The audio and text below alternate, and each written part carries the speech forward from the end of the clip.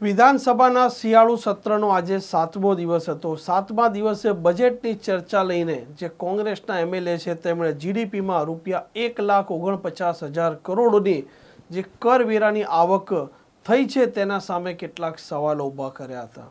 તેઓનું કહેવું હતું કે રાજ્ય સરકારે બજેટમાં કહ્યું છે કે કરવેરો વધાર્યો નથી પરંતુ કરવેરો વધાર્યો છે અને આ મામલે તેઓએ કહ્યું હતું કે જ્યારે જૂની પેન્શન સ્કીમને લઈને જે કર્મચારીઓ વિરોધ કર્યો હતો ને તે સમયે 5 મંત્રીઓની પેનલ બનાવી હતી ને તેઓએ કહ્યું હતું કે અમે આવનારા સમયમાં જૂની પેન્શન યોજના લાગુ કરીશું પરંતુ આ બજેટમાં તેની કોઈ પણ પ્રકારની જોગવાઈ નથી।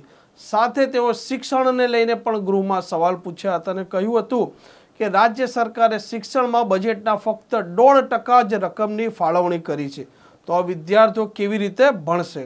જે એમએલએ છે અને હાલ કોંગ્રેસે દંડક પણ બનાવેલા છે તેવા કિરીટ પટેલ શું કહી રહ્યા છે તે સાંભળો। આજે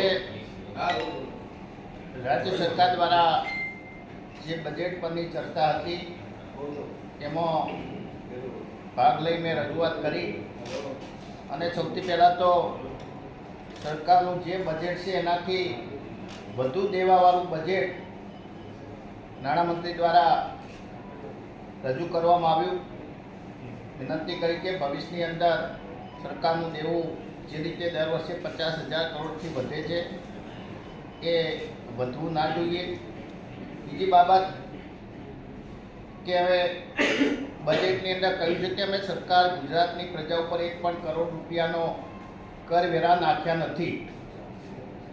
સરકારના જ આંકડા બતાવે છે કે 2020-21ની અંદર સરકારની કરવેરાની આવક એ 70,300 કરોડ રૂપિયા હતી અને માત્ર 4 વર્ષની અંદર એ આવક 1,49,000 કરોડ રૂપિયાથી વધુ થઈ।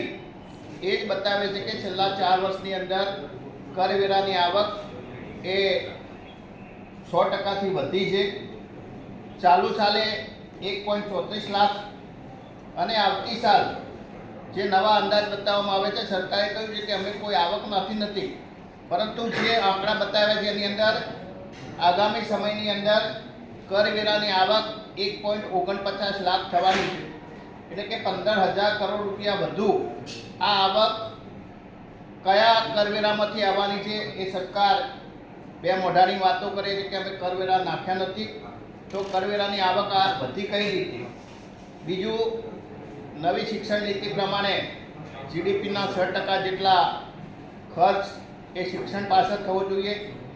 આટલા બધા ખર્ચ શિક્ષણ પાછળ કર્યા ત્યારે માત્ર જીડીપીના 1.5%નો ખર્ચ એ એજ્યુકેશન પાછળ કરવામાં આવ્યો છે।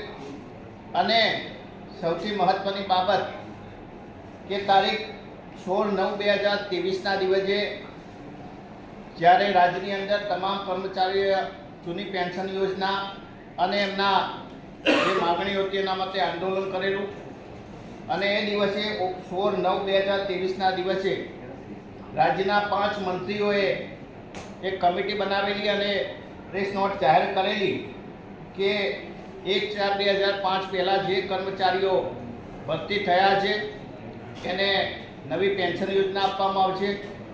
સીપીએફની અંદર 10% સરકાર જે હિસ્સો આપે છે એના 14% કરવામાં આવશે। જે પણ જાહેરાતો કરી હતી એ જાહેરાતોની કોઈ પણ જોગવાઈ એ નવા બજેટની અંદર કરવામાં નથી આવી।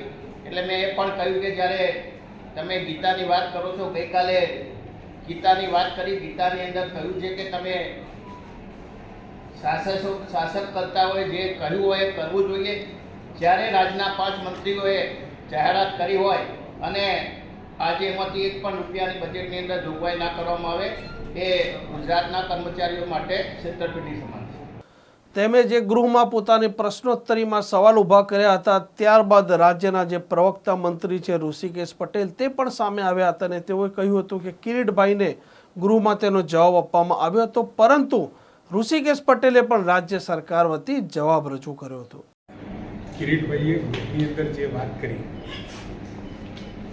13મા નાણાપંચની ભલામણ અને રાજવિધિએ જે શિસ્તનું પાલન એ બાબતમાં એમને જે પ્રકારની આયામો નક્કી કર્યા હતા રાજ્ય સરકારે પોતે જાતે 2005માં આકરા રાજવિત્તીય માપદંડોને એમના આમે જ કર્યા. જેમ કે રાજ્યનું કુલ દેવું, એકંદર ઘરગથ્થુ ઉત્પાદનના 27.10%ની મર્યાદામાં રાખવાનું નક્કી કર્યું. અત્યારે હાલમાં 15.34% છે. રાજવિત્તીય ખાત ફિસ્કલ ડેફિસિટ રાજ્યના એકંદર ઘરગથ્થુ ઉત્પાદનના 3%ની મર્યાદામાં રાખવાનું છે, એ 1.72% છે. એટલે રાજકીય અને જે આર્થિક શિસ્ત પાલન જે ગુજરાતે કર્યું એ અદ્ભુત છે.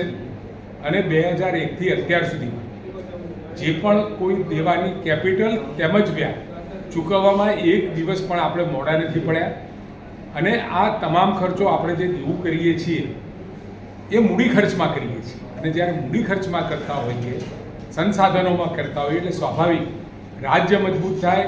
અને રાજ્ય મજબૂત થાય તો રેવન્યુ અને રોજગારી આ બંને વધે. એટલે સ્વાભાવિક રેવન્યુ વધતા આપણને ખૂબ મોટો ફાયદો આગામી વર્ષમાં થતો હોય છે. આમ બજેટને લઈને ચર્ચામાં આજે જે 7મો દિવસ હતો, આ 7 દિવસ દરમિયાન અલગ અલગ મુદ્દે ચર્ચાઓ ચાલી રહી છે.